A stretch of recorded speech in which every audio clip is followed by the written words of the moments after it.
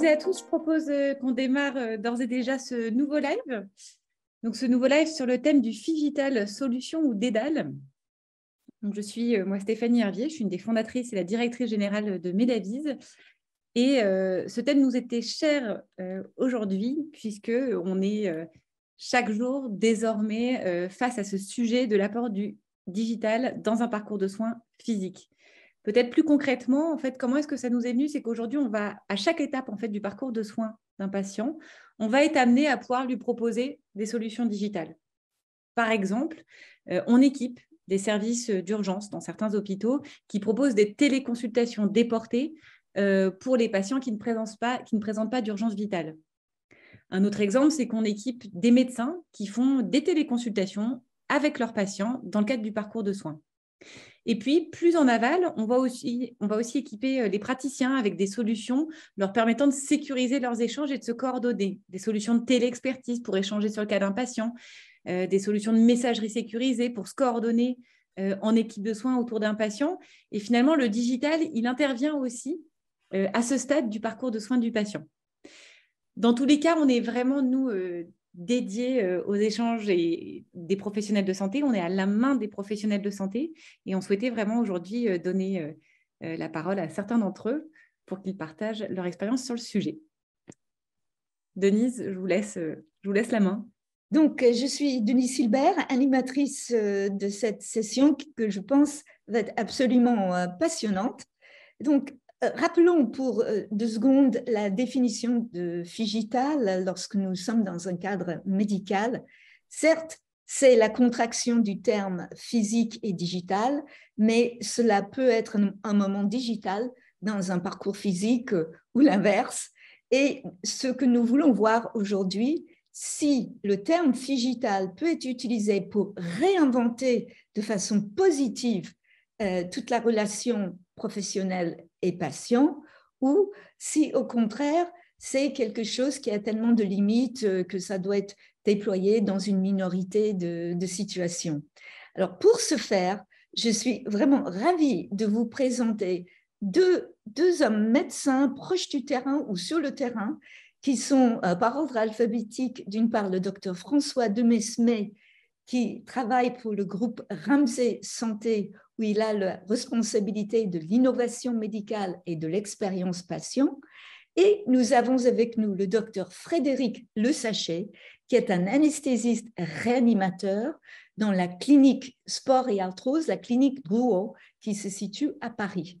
Je vais commencer par le cas plus général, qui est celui du groupe Ramsay Santé avec le docteur Demesmé, parce qu'il a la chance de conduire une expérimentation de type article 51 de la loi de financement de la sécurité sociale dans un milieu de la région parisienne avec 5 centres de soins primaires. Donc, François, est-ce que je peux vous demander de nous expliquer comment vous avez organisé cette expérimentation, en quoi cela consiste et jusqu'ici, quels ont été les résultats pour vous qui êtes médecin mais très proche des patients?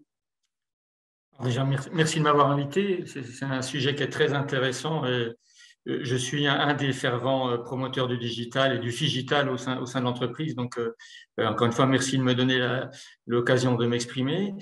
Alors, en fait, ce projet, il a plusieurs origines.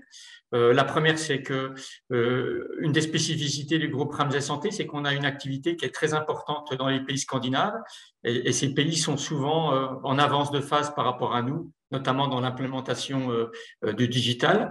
Donc, premièrement, la première source d'inspiration, c'était de voir ce qui s'est fait là-bas et de voir comment est-ce qu'on pouvait justement s'en inspirer. Et puis, ce projet, il est aussi basé sur les besoins en soins primaires. Tout le monde connaît la situation très difficile des patients pour accéder aux soins. Donc, on a développé toute une galaxie de services digitaux. D'ailleurs, un des slogans de l'entreprise, c'est digital chaque fois que c'est possible et physique chaque fois que c'est nécessaire. Et donc, en s'inspirant un peu de cette philosophie, on a donc essayé de décliner le digital dans toute une série d'applications. Alors, typiquement, le suivi périopératoire des patients, typiquement le suivi des pathologies chroniques, la téléconsultation, un portail aussi, Ramsay Service, à disposition des patients et qui est passé d'une approche qui était très centrée administrative sur la préadmission vers quelque chose qui est beaucoup plus holistique maintenant avec un bouquet de services. Mais aussi, on a eu l'idée d'ouvrir des soins primaires et encore une fois de s'inspirer de ce que faisaient nos collègues scandinaves. Et donc l'idée, finalement, c'est de dire, parce qu'on a des exigences en matière de qualité et aussi en matière d'efficience des soins, l'augmentation des besoins va beaucoup plus vite que celle du nombre de professionnels, qui lui a plutôt tendance à stagner. Donc, comment est-ce qu'on peut utiliser le digital à la fois pour mieux servir les patients, mais aussi pour permettre aux professionnels de santé d'avoir un exercice confortable et efficient. Et donc, tout simplement, des outils qui permettent aujourd'hui soit de préqualifier la consultation de façon à mieux connaître quels sont les besoins du patient avant qu'il vienne, soit pendant la consultation qui vont faciliter le recueil d'un certain nombre d'informations et aussi le travail alors je dirais en workflow ou le travail en équipe, si on veut parler français, qui permet d'interagir et de faire en sorte que toute l'équipe va venir interagir autour du patient et partager l'information le plus simplement possible. Donc voilà en introduction, et après évidemment je rentrerai dans les détails au fur et à mesure de vos questions, mais la philosophie c'est un peu ça, encore une fois, comment on peut utiliser ces outils pour mieux servir nos patients et pour rendre l'exercice aussi plus simple et plus confortable à nos professionnels, parce que c'est un enjeu qui est tout aussi important. Vous êtes sur mute, Denis. Pardon, merci. Les 5 cliniques, est-ce qu'elles ont des situations assez diversifiées? Alors oui, parce qu'en fait, elles ont un point commun, c'est qu'elles sont situées en désert médical. Elles ont un point différenciant, c'est qu'on a des centres qui sont situés soit en région urbaine, c'est typiquement les centres d'Île-de-France, Argenteuil et Ristorangis, donc dans des endroits qui sont quand même pas simples. Et puis aussi, une autre forme de déserts médicaux, c'est des déserts médicaux ruraux. Alors là, c'est la région Auvergne-Rhône-Alpes, avec évidemment des points qu'on va retrouver partout, le manque de professionnels, les besoins immenses, notamment pour les patients âgés ou avec des pathologies chroniques, mais par contre, aussi des différences. Typiquement, on a une population qui est beaucoup plus homogène, je dirais, en milieu rural. Et pour vous donner juste un exemple, en milieu périurbain, on a par exemple des besoins pour lesquels aussi on essaie d'utiliser le digital, tout simplement de traduction, parce qu'on a une partie importante de la population qui ne maîtrise pas forcément couramment la langue française, et donc pour lequel, là aussi, le digital peut être une solution.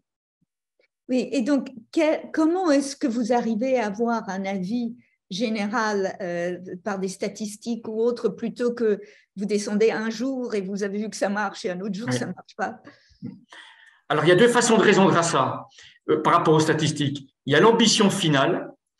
On espère faire aussi bien que nos collègues scandinaves qui, en gros, arrivent à faire en sorte que la moitié des consultations ne sont plus assumées par des médecins, mais bien par l'équipe, avec les professionnels qui interagissent autour d'eux, les infirmières, les kinés, les sages-femmes, les psychologues, etc., etc.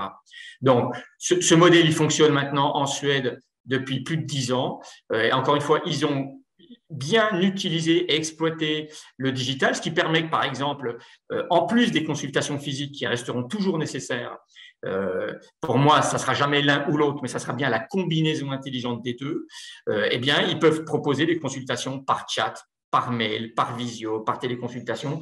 Donc, d'avoir finalement la gamme la plus large de consultations et à chaque fois de mettre en regard du besoin du patient et de ses capacités aussi à s'approprier l'outil, la juste réponse.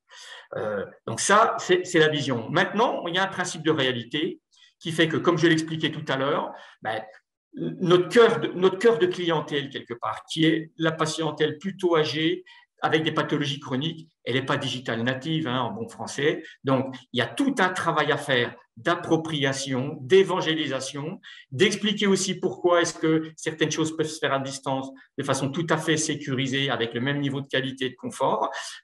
Donc, l'appropriation, elle se fait. Aujourd'hui, on est entre 5 et 10% de contacts en digital. Ce chiffre, il va monter, mais encore une fois, il y a un principe de réalité qui fait qu'il faut aussi laisser le temps, aussi bien aux patients d'ailleurs qu'aux équipes, de s'approprier l'outil et surtout de la nouvelle façon de s'organiser autour de l'outil. Et en Suède, aujourd'hui, après 10 ans, le pourcentage de digital, de consultation digitale? Eh bien, il y a en gros un tiers des contacts maintenant qui se font de façon purement digitale. Et là-dedans, je mets encore une fois aussi bien le mail, le chat que la visioconsultation ou la téléconsultation. Donc, encore une fois, ça nous donne un aperçu de ce qui est possible. Et encore une fois, ce chiffre, si on parle des centres qui sont dans le centre de Stockholm, vous avez un taux qui est beaucoup plus important. Encore une fois, si vous avez une population qui est moins moderne, qui a moins l'habitude aussi d'utiliser un smartphone, voire même d'être propriétaire de smartphone, ce taux, il est bien plus bas. Donc, il y a un mélange des deux. Et un dernier mot sur la fréquence, la capitation en Suède, qui est plus un acquis, et en France que vous expérimentez. C'est très intéressant de voir comment le modèle de financement peut apporter un plus vis-à-vis du digital. Alors, l'avantage, chaque système de rémunération a ses avantages et ses inconvénients. Mais finalement, plus on est sur une population qui est confrontée à la pathologie et à une prise en charge chronique, plus finalement, les leviers que vous devez activer, qui sont l'éducation thérapeutique, qui sont la prévention, qui sont la coordination, ne sont pas bien pris en compte par le paiement à l'acte. D'où cette idée de paiement forfaitaire. Encore une fois, pour un problème ponctuel, finalement, le paiement à l'acte est parfaitement adapté. Quand vous avez quelqu'un où ça va être une combinaison d'éducation thérapeutique, de formation, de prévention, de l'appeler, etc., là, le paiement à l'acte est peut-être moins pertinent. Et donc, c'est pour ça qu'on a voulu expérimenter ces paiements forfaitaires, où quelque part, on nous donne un forfait annuel qui est basé sur le coût moyen de prise en charge d'un patient. Et là, pour faire simple, où nous, on arrive à bien travailler, à maintenir le capital santé du patient, justement en activant les leviers dont je vous ai parlé préalablement. Et ce patient va être mieux, donc il va moins consommer de soins. Et donc, on aligne l'intérêt du patient, de la collectivité et du centre. Soit alors, on ne le fait pas bien, et ce patient viendra consulter davantage, et on sera quelque part puni puisqu'on n'aura pas droit à des rémunérations complémentaires. Donc, pour faire simple, c'est un système qui me semble est pas mal adapté à l'évolution démographique de la patientèle. Donc, c'est pour ça qu'on a voulu le tester. Et puis, si ça se passe aussi bien qu'on l'espère, peut-être demain le diffuser à d'autres équipes. Avant de passer au docteur Le Sachet, je voulais vous remercier pour ces premiers mots et aussi vous dire que vous avez suscité un commentaire du public. Ça doit être quelqu'un que vous connaissez, Cédric Villemino, qui dit « Délégation des tâches, bravo, Ramzy a tout compris, vivement de bosser avec vous ». Je connais le hasard fait que je connais parfaitement le docteur Villemino, oui, ça ne m'étonne pas. Ok, bon, merci docteur Villemino. Et pour les autres, faites comme lui, faites-nous un petit commentaire sympa, question, allons-y. Alors maintenant, Frédéric Le Sachet, vous êtes anesthésiste réanimateur et vous avez une belle expérience de l'utilisation de la téléconsultation pour la consultation avant l'anesthésie. Racontez-nous. Eh bien, en pratique, pour vous résumer un peu les choses, en anesthésie, on a une obligation réglementaire en France qui n'existe pas dans tous les pays, et c'est bien dommage que ce ne soit pas comme ça ailleurs, qui est l'obligation de voir tous les patients avant une intervention chirurgicale ou un geste interventionnel. Et cette consultation obligatoire, donc on va dire contraignante, a de nombreux avantages au niveau médical, mais elle est parfois vécue comme quelque chose d'assez contraignant pour les patients. On a eu un espace finalement qui s'est ouvert il y a quelques années de réflexion, se posant la question de la substitution de certaines consultations préopératoires d'anesthésie du physique vers des téléconsultations, avec un cadre réglementaire qui est au niveau de la Société française d'anesthésie qui s'ouvrait sur la réflexion qui était possible, mais une prise en charge par la sécurité sociale qui n'existait pas. Donc, autant vous dire que des médecins qui travaillaient complètement bénévolement sur leurs consultations, c'était difficile de les convaincre. Le cadre a beaucoup évolué pendant la période Covid avec une modification complète des règles vis-à-vis de la téléconsultation au sens large. Et moi, je ne vais pas m'exprimer sur la réalité de la téléconsultation en médecine générale, en médecine d'urgence. C'est vraiment dans notre pratique d'anesthésiste et peut-être un peu de réanimateur. En anesthésie, on a eu tout d'un coup une ouverture, on va dire un effet d'aubaine. La téléconsultation était non seulement prise en charge par les organismes sociaux, la sécurité sociale, mais surtout la société savante nous invitait à réaliser des téléconsultations parce qu'elles semblaient à la fois sûres dans le contexte du Covid, de la pandémie, pour éviter d'encombrer des cabinets, pour éviter de faire venir des patients dans les hôpitaux pour être évalués en préopératoire, et puis surtout sûres parce qu'il y avait un certain nombre d'études qui avaient déjà été conduites dans les années précédentes, au niveau surtout nord-américain, où il y a eu pas mal d'évaluations faites à distance des patients. C'est un pays où la consultation d'anesthésie n'est pas obligatoire. Parfois, c'était une simple relation téléphonique avec les patients, et certains centres qui avaient fait de la téléconsultation montraient que pour les patients les plus sévères, la téléconsultation apportait le même niveau de sécurité que la consultation présentielle. Donc, pour les patients les plus à risque, pour les patients les plus âgés, pour les patients les plus fragiles, la téléconsultation était une pratique sûre. Et donc, progressivement, on s'est approprié cette possibilité de faire de la téléconsultation et on l'a proposé largement, abondamment pendant la période du Covid.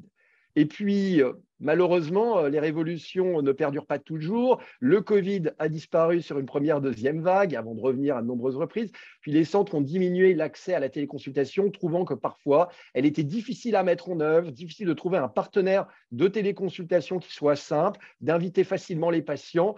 Et les contraintes ont fait qu'un certain nombre de personnes qui étaient passées ont diminué leurs activités en téléconsultation, voire complètement arrêté. Dans certains centres, moi j'ai été dans un centre abcès, la téléconsultation n'était pas si abondante que ça et elle avait tendance à s'estomper. Donc c'est vrai que c'est quelque chose qui est difficile parce qu'elle remet en cause un peu nos organisations et elle nous oblige à trouver une organisation un peu différente. Puis la téléconsultation a été accompagnée par de nombreuses communications au niveau de la Société française d'anesthésie. Il y a eu des aides pour la développer, il y a eu des aides pour la mettre en place, il y a eu des accompagnements dans les congrès. Et très clairement, aujourd'hui, on a un certain nombre de publications qui vont toutes dans le même sens, que la téléconsultation est quelque chose qui est sûr, qui est faisable, qui n'est pas obligatoire. Il n'y a aucune obligation pour personne de faire de la téléconsultation. Si on ne se sent pas à l'aise avec l'outil, il ne faut pas le pratiquer. Si on ne se sent pas à l'aise avec certaines évaluations de patients lourds, de chirurgie lourde, il ne faut pas le pratiquer. Mais si on est tout à fait à l'aise, elle peut être ouverte à tout type de patients, à tout type de chirurgie, sachant que c'est vraiment cette interaction digitale. On voit le patient de façon digitale, mais on l'endormira de façon tout à fait physique. Et puis, si on a une difficulté d'évaluation au moment de la téléconsultation, il y a toujours cette possibilité de le convoquer dans nos cabinets en présentiel. Donc, c'est là où je dis que ça nécessite une organisation et qu'un certain nombre ont du mal à basculer. Mais il faut voir les patients très en amont. Il faut avoir une marge de sécurité. Il faut laisser aux patients, on citait l'exemple des patients les plus âgés. Eh bien non, on s'est rendu compte que ce n'est pas les plus âgés qui avaient du mal à téléconsulter. Parce que les patients les plus âgés, ils ont beaucoup de mal à se déplacer. Donc pour eux, la téléconsultation, il est plus simple de mobiliser un membre de leur famille, un accompagnant, un voisin pour les aider à se connecter, que de trouver quelqu'un aujourd'hui pour prendre une voiture, faire 120 km aller-retour, parce que c'est à peu près cet ordre-là. Il y avait une étude qui avait été conduite par une équipe de Rennes. Les patients font 120 km pour venir voir un anesthésiste. Alors, ça a une pertinence, hein, c'est hyper important de voir l'anesthésiste, mais faire 120 km, passer une demi-journée, je ne suis pas sûr que ce soit nécessaire si on a une alternative. Et donc, on s'est rendu compte que les patients les plus âgés sur du programmé, et c'est bien la différence avec le soin primaire, qui est un peu urgent, ils peuvent avoir du mal à se connecter, sur du programmé, c'était quelque chose qui était tout à fait organisable. Et les limites de la téléconsultation, ce n'étaient pas les patients les plus âgés dans notre expérience, c'était les patients qui avaient une forme d'électronisme, qui ne sont pas capables, qui n'ont pas les outils, qui n'ont pas les moyens, qui sont finalement socialement parfois en difficulté, donc, ou qui accumulent toutes les difficultés et qui, eux, vont continuer à venir en présentiel. Et l'offre de présentiel, elle doit absolument se maintenir.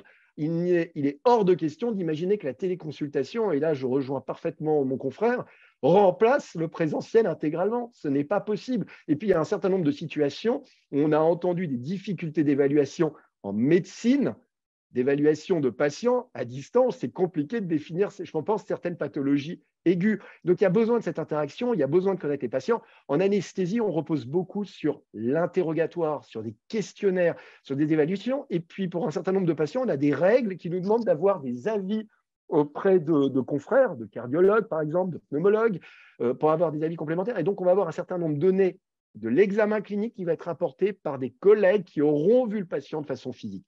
Et finalement, on veut trouver une solution qui soit simple pour les patients, qui soit sûre pour les patients et qui ne conduise pas à une annulation des patients le jour de leurs interventions. Voilà un peu l'idée du déploiement de la téléconsultation en anesthésie ces dernières années.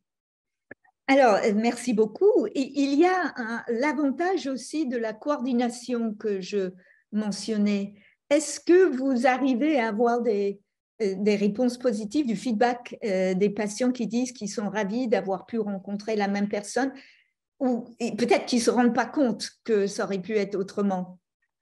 Alors, si, parce que les patients, en moyenne, un patient est opéré tous les 7 ans, donc, ou un geste sous anesthésie, il rencontre un anesthésiste tous les 7 ans. Donc, les gens ont des expériences de consultation précédentes.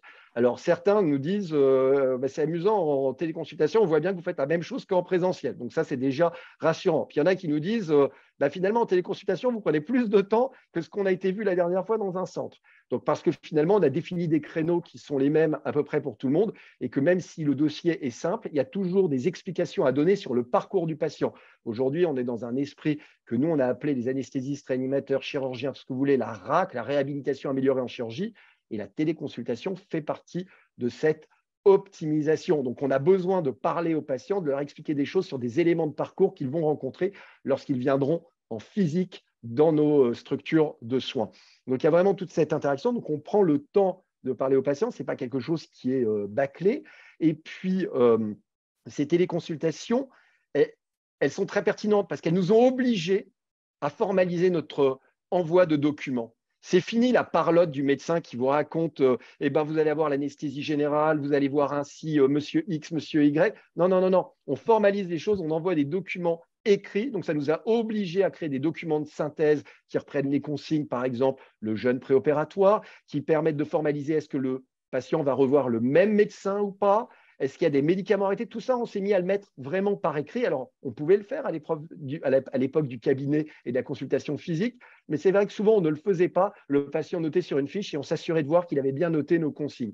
Aujourd'hui, on a vraiment, on va dire, consolidé, puis on a favorisé l'envoi des ordonnances en amont pour organiser, par exemple, l'ambulatoire. C'est des choses qui sont recommandées et qu'on a pu mettre en place très facilement parce qu'une fois qu'on utilise l'outil informatique et un prestataire tel que Medavis, on peut envoyer des documents. Donc, meilleure coordination pour le patient, meilleure réception pour lui des documents à l'avance. Possibilité, s'il est chez lui, et ça, il peut être aussi au bureau, mais s'il est chez lui, de trouver des éléments qu'il aurait oubliés.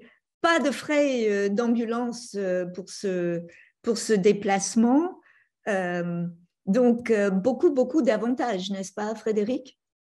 Alors, il y a énormément d'avantages et ils ont été listés dans différents types d'études scientifiques qui ont été publiées.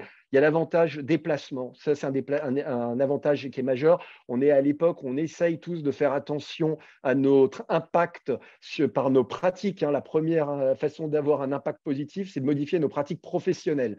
La téléconsultation, par la limitation du transport des patients, a un véritable impact positif. Et quand on parle aujourd'hui d'énergie, on est obligé de le rattacher au coût de l'énergie. Donc, indépendamment de l'impact pollution, il y a un impact économique. On s'est rendu compte sur une cohorte de plus de 200 patients qu'on avait publié en français en abstract et qu'on est en train de publier en anglais, sur une économie que l'on fait subir aux patients, sur plus de 200, c'était 13 000 € à la somme des patients qui étaient essentiellement rattachés à du déplacement. Donc, l'impact carbone, l'impact coût financier, et puis quand on s'interrogeait au temps consacré, parce que le temps aussi, ça a un coût. Quand vous travaillez et que vous devez vous déplacer pour aller consulter, ça vous impacte parfois dans vos revenus quand vous devez poser une journée, quand vous devez en retirer des heures. Donc, on a eu un impact extrêmement positif et on a un retour des patients qui est mesuré, qui est extrêmement satisfaisant. Les patients sont très satisfaits parce qu'on leur propose une offre alternative quand ils prennent rendez-vous. Ils peuvent toujours venir en présentiel. Et on a toujours des patients qui disent « Moi, je voulais vous voir physiquement, je veux voir à quoi ressemblent les locaux. » Il n'y a pas de souci. C'est comme cette offre-là, ceux qu'on a vus en téléconsultation, c'est ceux qui ont accepté le parcours téléconsultation pour l'évaluation. Merci beaucoup, Frédéric. Monsieur Villemeno, je vais vous donner la permission de parler. Comme ça, vous allez pouvoir vous adresser directement aussi bien à François qu'à Frédéric, puisque vous avez plein de choses intéressantes à dire. Je vous donne 2 minutes pour vous exprimer. Est-ce que j'ai bien fait, Monsieur Villemeno? Est-ce que vous m'entendez? Oui, oui, oui. Bon, je suis très heureux d'avoir cette prise de parole. Merci à vous. Je vais intervenir dans un congrès demain où je pense que je vais effectivement croiser du monde peut-être qui est ici aujourd'hui. Moi, je suis très, très investi dans le déploiement de la téléconsultation en médecine générale, bien entendu. J'en suis convaincu. J'en suis, comment voulez-vous dire, il n'y a plus à me faire à moi, en tout cas, la démonstration de l'intérêt sur l'impact carbone, sur l'impact financier du patient, sur l'impact financier pour le médecin, sur le bien-être au travail pour le médecin aussi. Bref, tout ça, c'est du vu et revu, pour moi en tout cas. Ce que je pourrais éventuellement dire là aujourd'hui, de par mon expérience, et ce que je vais répéter demain en tout cas, c'est que l'expérience patient, bien entendu, est primordiale et qu'elle est en train de faire changer notre exercice. Notre corporation, à mon sens, ne l'a pas compris. Je le vois sur le terrain, en tout cas, c'est mon expérience personnelle sur le secteur sur lequel je suis. Les médecins sont à côté de la plaque. Je parle des médecins de ville. Il faut à un moment donné, il faut peut-être dire les choses. Deuxième chose que je pourrais mettre éventuellement en évidence aujourd'hui dans vos propos, c'est peut-être la seconde phase qu'il va falloir dans laquelle il faut s'engouffrer dans le domaine de la téléconsultation. C'est-à-dire que jusqu'à présent, on a fait de la téléconsultation assez simple en définitive, des cas d'usage assez faciles à traiter, des infections urinaires, des angines, des choses comme ça. OK, mais est-ce que c'est ça la valeur ajoutée d'un médecin généraliste en définitive? Tout ça, c'est de la délégation des tâches. C'est ce que François Desmet rapportait tout à l'heure, c'est-à-dire que ça peut se déléguer toutes ces tâches. Maintenant, il va falloir accepter, en tout cas concernant la téléconsultation, de passer à la deuxième phase, c'est-à-dire de prendre les pathologies chroniques, de prendre les pathologies, les polypathologies. C'est ça la téléconsultation de demain. D'ailleurs, on se rejoint avec le docteur Sachet, le Sachet là-dessus, puisqu'il l'a bien dit, c'est pas la problématique de la complexité du patient à distance qui est mise en avant. C'est vraiment le recueil des informations concernant le patient que l'on va avoir, c'est le recueil des datas du patient qui est en jeu. Donc, moi, la première phase de la téléconsultation, ça y est, c'est rentré dans mes usages courants, ça c'est sûr et certain. J'en suis à plus de 9000 téléconsultations en 3 ans, donc il n'y a pas de problème là-dessus. Il faut se l'approprier, bien entendu, comme l'a dit le docteur Le Sachet tout à l'heure. Il ne faut pas l'imposer à des médecins qui ne veulent pas le pratiquer. Il ne faut pas, à l'inverse, non plus le limiter. J'en fais partie à l'heure actuelle.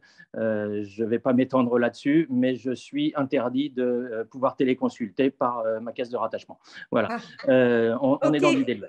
Voilà. Merci beaucoup. On reviendra peut-être sur cette question du quota, parce que j'ai aussi une question brûlante. Et avant de poser la question brûlante de M. Zerghini, je vais donner la parole à François s'il veut réagir à ce qu'a dit, et puis après Frédéric, ce qui a été dit. Mais déjà, je vais réagir à ce qu'a dit mon confrère le docteur Sachet. Il y a 2 points, je pense, qu'il a mis en avant, qui me semble intéressant de souligner. Le premier, c'est la possibilité aux patients de toujours choisir, y compris pendant la téléconsultation, à un moment de dire finalement, pour toute une série de raisons, j'ai besoin à un moment de la transformer en présentiel, et qu'à tout moment, le patient, il peut avoir fait ce choix, et que donc ça sécurise la consultation. On sait qu'on n'est jamais contraint de faire une consultation bâclée ou pas, qui nous laisserait insatisfaits. On a toujours cette possibilité, et je pense que c'est important. Et puis la deuxième chose que je voulais dire aussi, c'est que, à mon avis, et là je reprends un petit peu les arguments du docteur Villeminot, le digital, c'est non seulement optimiser ce qu'on faisait avant, c'est déjà une première étape, mais c'est surtout travailler d'une façon différente qu'on n'aurait jamais pu faire sans le digital.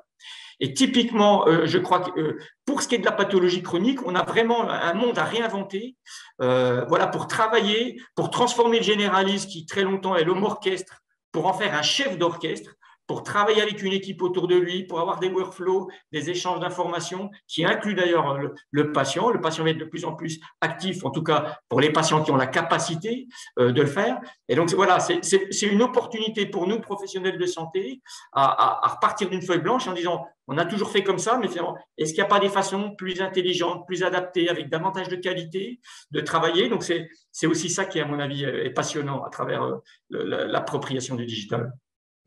OK, donc la question commence à venir. J'ai aussi de la part de Cindy Castral. Donc, d'abord, je laisse à Frédéric la possibilité de réagir à M. Villeminot ou à François.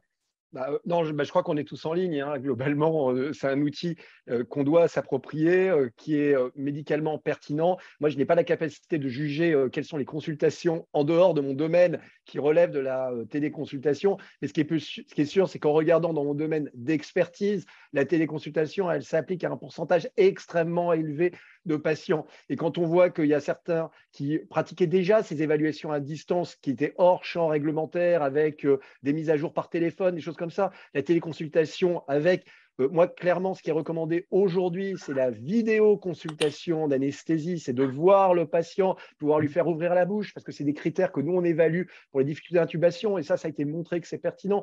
C'est tous ces outils-là qui doivent être mis en place pour sécuriser la relation qui sont essentiel, mais c'est essentiel et c'est quelque chose vers lequel on doit tendre. Et je vois que la question qui va peut-être être posée, c'est sur la difficulté de mise en œuvre et c'est ce que j'ai souligné tout à l'heure.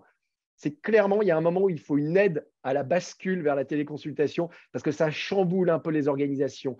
Et ceux qui ont peur de ne pas avoir assez de téléconsultation dans un programme de présentiel, qui vont mixer une téléconsulte, une présentielle, tout ça, c'est des choses qui peuvent rendre ardues la mise en œuvre de la bascule vers la téléconsultation. Si je prends l'exemple encore de la petite lucarne, l'anesthésie, nous, on a des plages dédiées de téléconsultation, on ne fait rien d'autre que de la téléconsultation et des plages dédiées de présentiel pour éviter l'alternance permanente de passer d'un ordinateur à double écran à un patient en présentiel. Il faut absolument structurer cette offre pour qu'elle soit simple. Et je pense que quand on parle des centres en Suède, il y a des cabines, il y a des dispositifs de téléconsultation complets, au calme, pour pouvoir évaluer peut-être à un médecin qui chapeaute, des paramédicaux qui sont en première ligne. C'est des choses, on peut imaginer une simplicité, mais vraiment toujours dans une structuration. Ce n'est pas quelque chose qui se fait sur WhatsApp, parce que parfois on nous le demande, pourquoi on passe par Medavis, pourquoi il faut s'inscrire, mais c'est la même chose quand on est sur Doctolib, quand on est sur tous les partenaires, c'est la même chose, il faut s'inscrire, mais pourquoi vous ne faites pas par téléphone? Alors parce que c'est la sécurité, c'est la garantie, et puis après on choisit ceux avec lesquels on trouve que c'est le plus simple de travailler. Mais globalement, il y a cette formalisation indispensable. Excellente réponse, très riche, avec beaucoup de choses, Frédéric, vraiment merci beaucoup.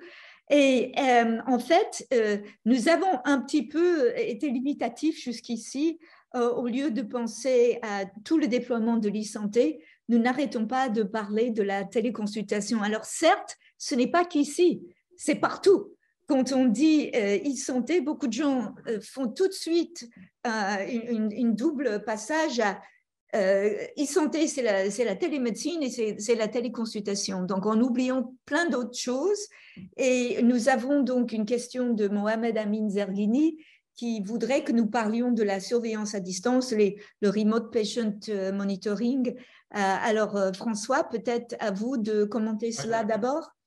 Avec grand plaisir, parce que déjà, il a bien raison. Là, on fait un focus sur la téléconsultation, mais le Figital, c'est bien au-delà de ça. Et il y a des besoins et un potentiel énorme pour la télésurveillance des patients. C'est quelque chose qu'on a développé au sein de nos établissements, tout particulièrement autour de la télésurveillance des patients insuffisants cardiaques. Et là, on est en train de déployer une solution de télésurveillance aussi des patients en oncologie.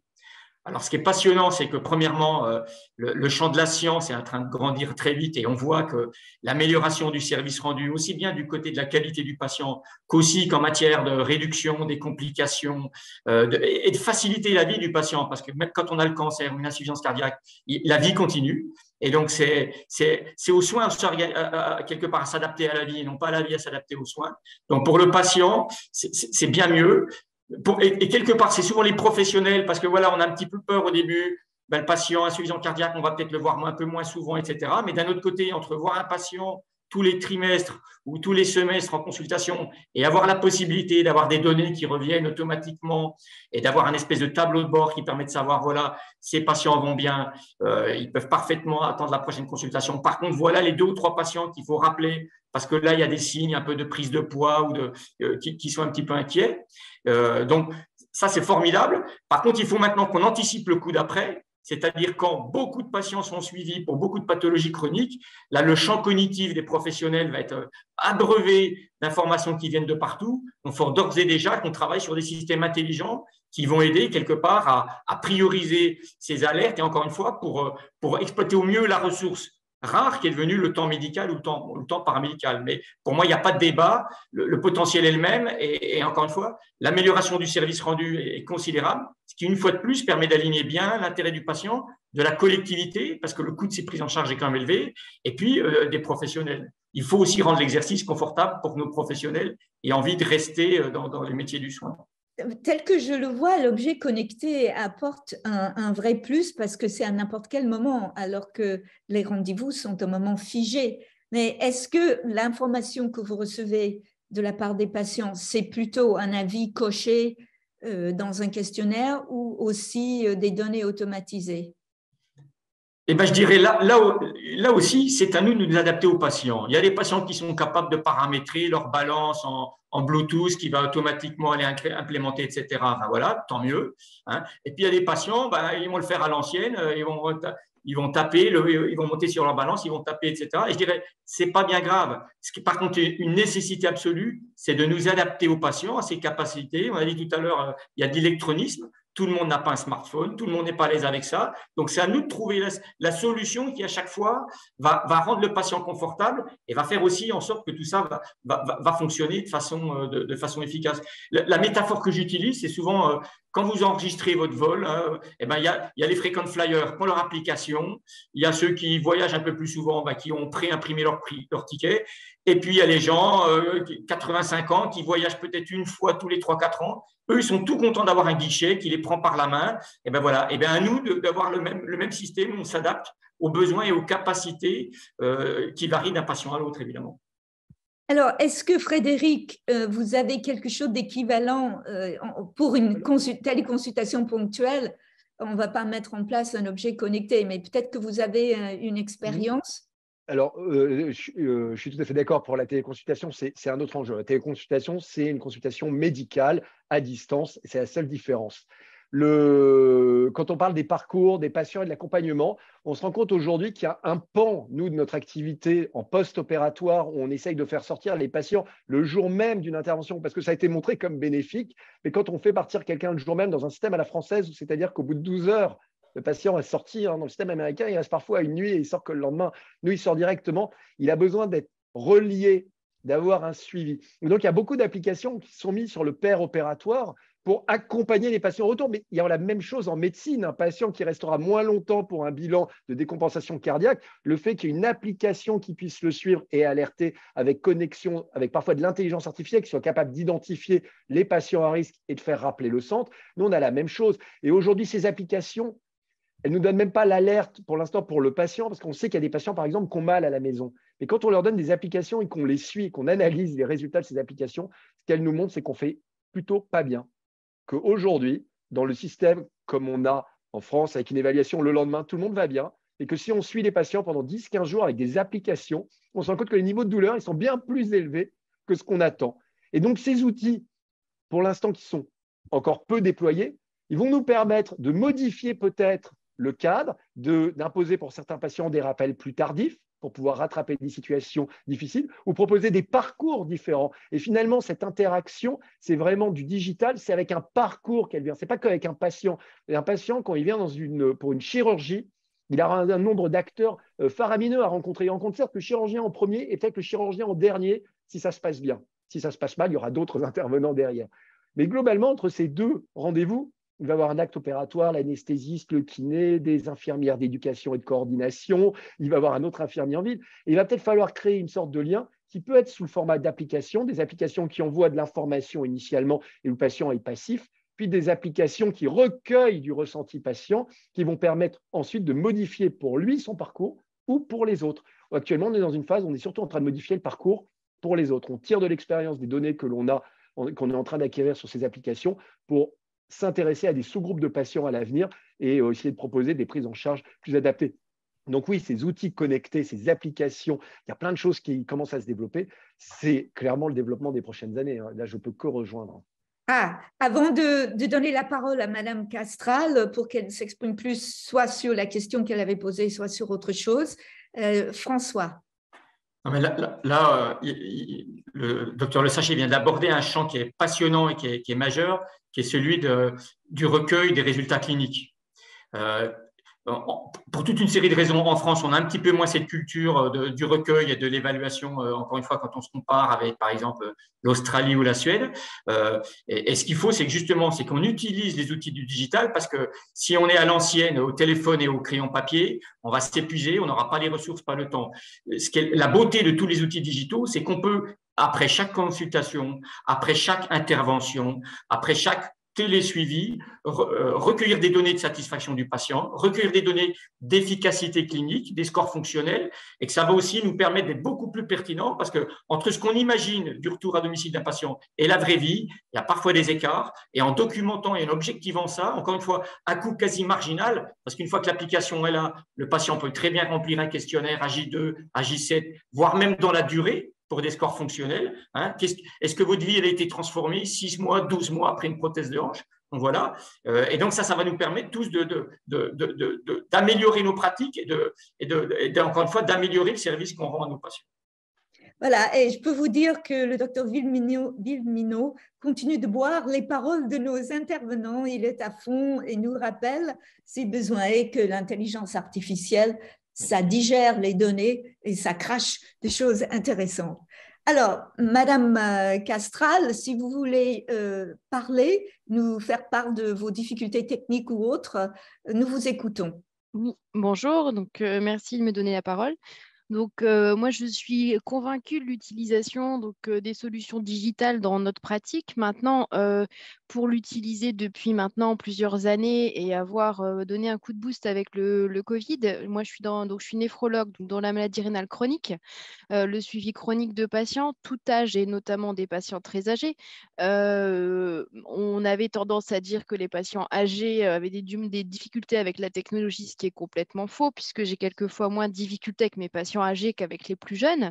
Après, donc je suis en Normandie, le pays des vaches, et notre principale difficulté est liée à la connexion et aux techniques. J'abandonne de plus en plus la téléconsultation, que l'on soit clair, non pas que je ne sois pas motivée ou que ce ne soit pas réalisable, mais effectivement, ce n'est pas réalisable pour des raisons techniques.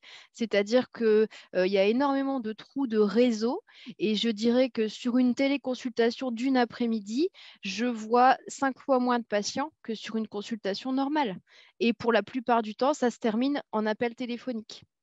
Donc aujourd'hui, je suis convaincue de son utilité, sauf qu'il va falloir qu'au niveau technique, alors non pas forcément médical ou de nos établissements, mais ça on pourra en reparler avec Monsieur de Mesmé, c'est plutôt une problématique liée à la couverture du réseau global qui nous met en difficulté.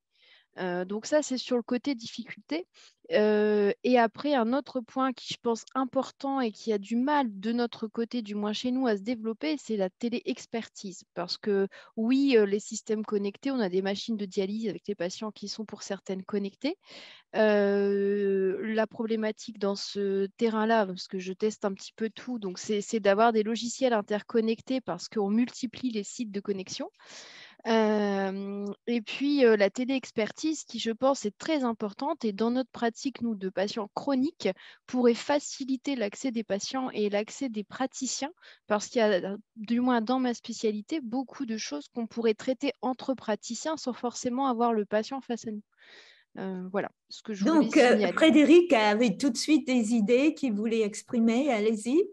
Non, mais je reconnais parfaitement cette difficulté des zones blanches parce que nous, on a la même, non pas à Paris intramuros, mais heureusement qu'on n'opère pas que la population parisienne. Donc, on a souvent des patients des déserts médicaux, le Loiret, toute l'Oise, avec des vraies difficultés de connexion. Et c'est vrai qu'on n'a pas d'autre solution que de leur proposer de trouver la borne la plus proche de chez eux et de se déplacer en véhicule pour se mettre à proximité de la borne. Et on fait une téléconsultation à partir d'un véhicule privé. Donc, c'est une adaptation, mais c'est vrai que ce n'est pas une solution magique. Ça nous permet juste de corriger le tir et d'éviter d'avoir trop de lapins posés en téléconsultation qui donneront lieu ensuite à des présentiels qui nécessiteront des déplacements très importants. Après, la couverture des zones blanches, je ne suis pas sûr qu'elle relève uniquement de notre responsabilité. Donc, je n'ai pas d'autre solution. François, vous vouliez dire quelque chose? Oui, un des freins à la télexpertise, c'est qu'il faut qu'on soit meilleur aujourd'hui dans notre capacité à coordonner les professionnels entre eux. Il faut réfléchir à des logiques d'agenda partagé, trouver des moments. Alors, si c'est de façon asynchrone, c'est un petit peu moins compliqué, mais si on veut faire de la télexpertise, par exemple, au chevet du patient, là, on voit bien que c'est plusieurs professionnels qui doivent s'articuler et que la tuyauterie ne suffit pas. Il faut aussi des agendas partagés.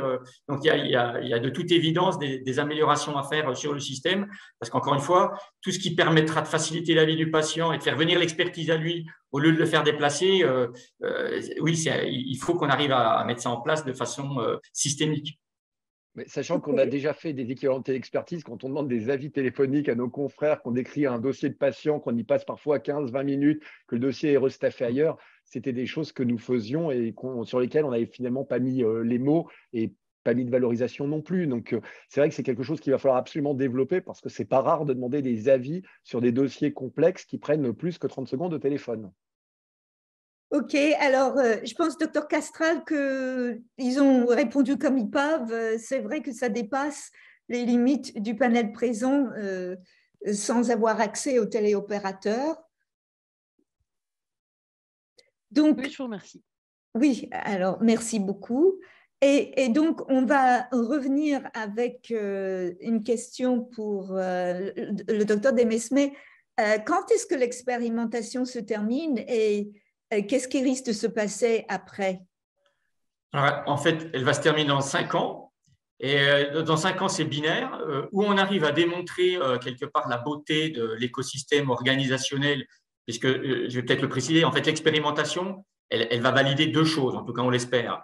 Une nouvelle façon de travailler, encore une fois, où le médecin généraliste, au lieu d'être en première ligne pour tous les problèmes, il va plus travailler en équipe, ce qui fait qu'un peu à la suédoise, paradoxalement, il voit moins de patients par jour que son confrère français, mais il étend son champ d'influence sur davantage de patients qui peuvent être pris en charge, encore une fois, par l'équipe, par des paramédicaux. Ça, c'est la première chose, c'est un nouveau modèle organisationnel que bien d'autres que nous font, hein, mais que nous, on a essayé de structurer.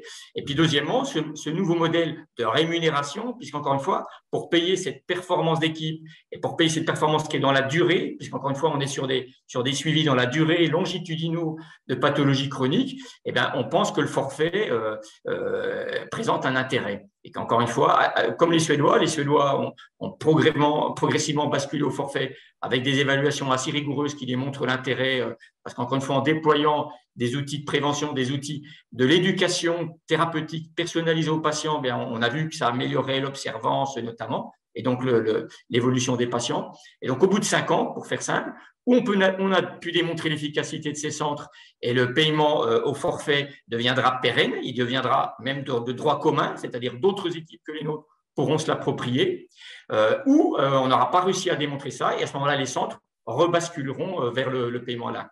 Et j'en profite, parce qu'on est bien conscient que le paiement au forfait, parfois, est un petit peu pas bien ressenti, notamment par le monde libéral. C'est qu'en Suède, il y a 3 types de centres, des centres gérés par les municipalités, des centres gérés par des opérateurs privés par nous, et des centres qui sont gérés par les praticiens, c'est-à-dire les praticiens peuvent parfaitement, tout en restant maîtres chez eux, chefs d'entreprise, ils peuvent s'approprier le modèle du forfait, salarier eux-mêmes les équipes, les organiser à leur dessein. Moi, je suis convaincu que si ce système demain devient un système de droit commun, de nombreux libéraux se l'approprieront et l'utiliseront au profit des patients et à leur profit à eux. Oui, c'est excellent de nous avoir rappelé que cela s'adapte aux différentes formes de pratiques médicales. J'ajouterais que je pense que la Suède et la France s'alignent sur la démocratie sanitaire. Je crois qu'il y a un point de vue commun qui fait que j'ai un certain optimisme que si ça marche tel que vous le dites, ça peut s'étendre en France pour cette raison. Moi, je vais demander à chacun, mais je vais commencer par Frédéric. Quel type de formation vous fallait-il pour que vous soyez apte à faire ce que vous faites en matière de téléconsultation? Je suis désolée de rétrécir encore le champ, mais ça peut aussi être pour d'autres aspects digitaux. Et ce sera la même question pour François vis-à-vis des collègues dans les centres. Donc, Frédéric. Alors, la difficulté, moi j'ai démarré avant qu'il y ait les autorisations de remboursement parce que j'étais intéressé pour le faire pour des patients précis qui venaient de très loin. Donc, c'est première chose, il n'y a pas de formation, c'est l'envie. Ce qui est sûr, c'est que c'est l'envie de basculer sur la téléconsultation, de s'y confronter et d'avoir eu envie d'essayer cet outil. Mais je peux juste poser une question dans la question, c'est que lorsque vous étiez étudiant ou que vous alliez devenir un anesthésiste, est-ce que la formation que vous avez reçue vous aurait découragé d'avoir l'envie que vous avez? Est-ce que vous avez été obligé d'exprimer une envie à l'encontre de vos grands maîtres qui auraient dit jamais de la vie? Absolument pas. Alors, j'ai été formé il y a quand même un certain nombre d'années. Moi, j'ai connu le fax et le Minitel pour récupérer les examens. Donc, je n'avais pas forcément un tropisme très fort pour les nouvelles technologies. C'est justement ça. Donc, est-ce que non, dans la formation, c'est zéro. On va dire, c'est zéro. On n'a pas du tout été préparé à ça. Mais en tant que médecin, on est supposé quand même se mettre à jour et essayer de faire profiter à nos patients de parcours optimisés. Et pour moi, j'adore un truc. J'ai fait partie de comités d'optimisation du parcours patient, de choses comme ça. Et pour moi, la téléconsultation, c'était potentiellement une optimisation du parcours à la place, pour un certain nombre de cas, de la consultation. Et donc, à partir de là, j'ai juste pris mon petit ordinateur, j'ai pris un prestataire de téléconsultation et j'ai démarré avec 1 ou 2 patients au début de ma matinée. Et je m'étais fait le pari qu'à la fin de l'année, j'arriverais à faire une demi-journée entière de téléconsultation, que ça allait marcher. Bon, ben, je ne me suis pas trompé, mais c'est le Covid qui m'a aidé très fortement à basculer. Et ensuite, c'est vrai que j'ai un peu forcé certains collègues à le faire en disant on n'a pas trop le choix. Et puis, j'ai vu avec le temps s'estomper cet entrain pour la téléconsultation par un certain nombre qui étaient un peu gênés par toutes les difficultés de connexion de certains patients. Mais on a les mêmes difficultés en cabinet, hein. Les patients qui ne viennent pas, le patient qui ne se gare pas, le patient qui a compris 1 heure plus tard, le patient qui a du mal à se déplacer dans le cabinet. Donc, on a aussi des écueils en présentiel et souvent, certains avaient tendance à l'oublier parce qu'ils n'étaient pas forcément à l'aise avec l'outil informatique. Donc, la formation, malheureusement, c'est de vivre dans un monde où l'ordinateur est omniprésent et la connexion est omniprésente. Donc, il n'y a pas de formation spécifique. Maintenant, aujourd'hui, pour les internes, on va leur montrer des téléconsultations, on va leur montrer comment on peut faire, mais ça nécessite aussi d'avoir une expérience en présentiel. C'est important d'avoir aussi une vraie expérience en présentiel parce que ça me paraît difficile de basculer tout de suite sur la téléconsultation. Même en anesthésie, on parle beaucoup d'interrogatoires. On a besoin parfois aussi de ressentir le patient. Maintenant, en téléconsultation, on arrive à voir les patients. On voit finalement chez eux, on voit s'ils sont autonomes ou pas. Parfois, ils ont oublié un document, on les voit se lever, on les voit marcher. On a des éléments. Souvent, on me dit, oui, mais tu ne vois pas du tout comment il marche. Mais bien sûr que si, on peut le voir quand il part au premier étage chercher son ordonnance. On a des éléments indirects d'évaluation de l'examen clinique et en plus, on en a plein à l'interrogatoire. J'ai adoré votre réponse. Vraiment, c'était super de rappeler aussi bien les avantages de la téléconsultation que les limites du présentiel. Alors, François, est-ce que vous pouvez faire aussi bien ou mieux? Mieux, ça sera impossible. Non, mais je vais à peu près dire la même chose. Moi, je pense que ça va être la formation. Il y a quand même une certaine formation théorique qu'on peut avoir. Il y a des facteurs de réussite d'une bonne téléconsultation. Si vous le faites avec une caméra pourrie, avec un éclairage, quelqu'un qui est pressé ou vous-même, vous êtes distrait par d'autres choses, c'est quand même pas des critères de réussite. Donc, il y a des éléments de bonne pratique à respecter. Et puis après, il y a beaucoup quand même de l'enseignement médical qui se fait par compagnonnage. Et moi, je suis convaincu que la meilleure façon de s'approprier ça, c'est de discuter avec des gens qui ont un petit peu plus de maturité dans la pratique. N'importe quel anesthésiste réticent, il va passer 1 heure ou une journée avec le docteur Le Sachet ou avec le docteur Vimino pour la médecine générale, etc. Ils vont tout de suite comprendre, voilà, et ils vont être convaincus. D'ailleurs, qu'est-ce qu'on a fait, nous, avant d'ouvrir nos centres de médecine générale en France? On a amené nos équipes de praticiens en Suède. Ils ont vu de leurs yeux vus, posé les questions aux confrères. C'est un mélange aussi de trucs et astuces, des petits trucs qu'on ne trouvera pas dans la littérature, mais qui sont aussi des facteurs clés d'appropriation. Et puis, ça rassure. C'est un peu quand on passe en ambulatoire. Hein, la première fois qu'on fait de l'ambu, on se fait un petit peu peur. Donc, on commence par des cas plutôt faciles. On gagne en sécurité, en maturité, en apprentissage. Et puis après, on élargit son spectre. Donc, voilà, je pense que des choses qui relèvent un petit peu du bon sens, hein, après.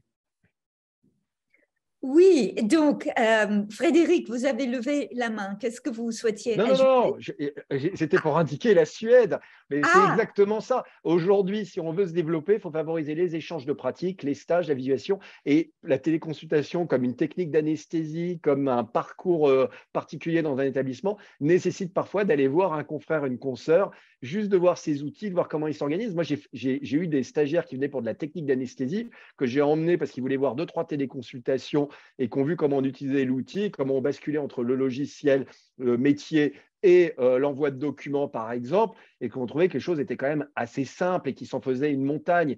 Et très clairement, moi, la solution, j'en ai testé plein, hein. Celle que j'ai gardée, c'est évidemment, vous en doutez, c'est Medavis. On doit être à plus de 7 ou 8 000 téléconsultations d'anesthésie. On est une équipe de 6 anesthésistes. On fait 90% de nos téléconsultations comme ça. Même les derniers qui arrivent, qui n'en faisaient pas forcément beaucoup, ils basculent immédiatement et ils y voient des avantages. Et j'ai envie de convaincre ceux qui reverront et qui écouteront et qui seraient anesthésistes. Quand vous avez oublié de fermer votre plage de téléconsultation et que vous êtes parti en vacances, vous avez toujours la possibilité de ne pas annuler tous vos patients, de vous mettre dans un coin tranquille, dans les mêmes cadres, et de les faire. Vous pouvez partir pour ceux qui ont la chance d'avoir une résidence secondaire, dans une résidence secondaire au calme, le vendredi après-midi, le samedi matin. Vous pouvez également faire des téléconsultations pour des urgences que vous allez opérer le lendemain, au lieu de vous désorganiser dans un bloc opératoire avec un patient vu à la dernière minute, parce que ça, c'est autorisé pour les urgences. La veille au soir, vous rencontrez votre patient, vous lui expliquez, vous lui envoyez les documents. C'est super rassurant pour tout le monde. Et il y a une vraie adhésion des patients qui disent ça, on ne me l'avait pas proposé ailleurs. Et c'est vraiment bien de vous avoir vu la veille. Vous m'avez rassuré, vous m'avez expliqué. Et je pense que c'est ces éléments-là sur lesquels nous, anesthésistes, dans notre société, c'est quand même plus de 11 millions d'actes, donc 11 millions de consultations, où il faut qu'on fasse un effort majeur pour réussir au moins à en passer 30, 40, 50%. Je ne dis pas 90% parce que c'est peut-être extrême et j'ai ce petit côté volontaire. Mais si on passe déjà 30% en téléconsultation, on aura atteint un bel objectif. Et nous n'avons même pas évoqué le gain financier et économique pour ceux qui travaillent. Puisque parmi les patients, il y a des personnes qui, lorsqu'ils ne sont pas à leur bureau, ne gagnent rien parce qu'ils ont un travail qui est ainsi. Il y a les employeurs qui perdent des heures et des heures de trajet pour les employés et on ne fait jamais ce calcul. Et d'autre part, Cédric Villeminot nous a rappelé que tout s'apprend en le faisant, que ce soit comment se gérer dans un rendez-vous présentiel. On ne l'a pas appris tant qu'on ne l'a pas fait et c'est la même chose pour ceux dont on parle. Alors, je sais qu'il reste très peu de temps pour que nous concluions et je dois donc passer la parole à Stéphanie qui va avoir la tâche monumentale de résumer ce qui a été dit. Non, je crois qu'il y aura après un e-book réalisé par Medavis qui va reprendre l'essentiel de nos belles paroles.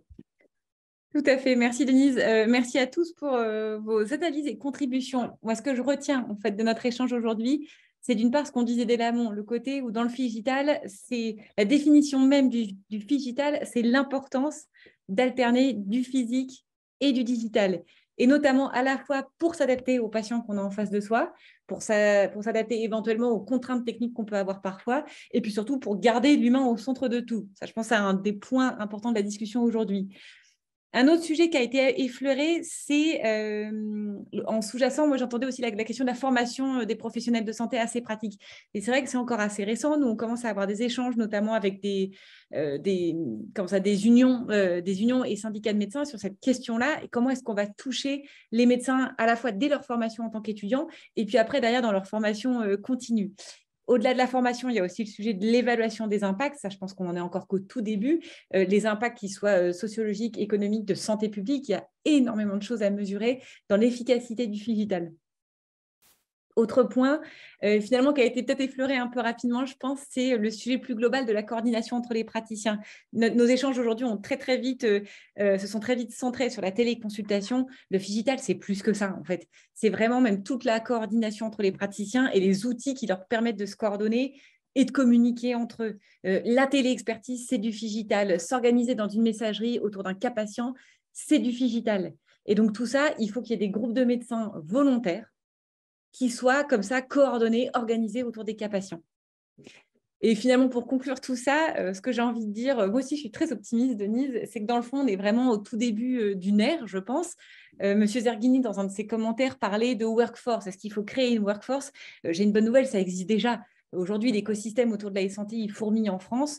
Je pense qu'en plus, il est multipartite, c'est-à-dire que les pouvoirs publics sont volontaires, les professionnels de santé sont volontaires, les acteurs privés sont volontaires, le tout au service du patient. Et je pense qu'on n'est qu'au début de cette belle révolution. En tout cas, j'ai adoré cet échange. Merci infiniment Frédéric et François et Stéphanie. Et on vous dit à bientôt pour un nouveau live avec Medabus. À bientôt. Merci pour l'invitation.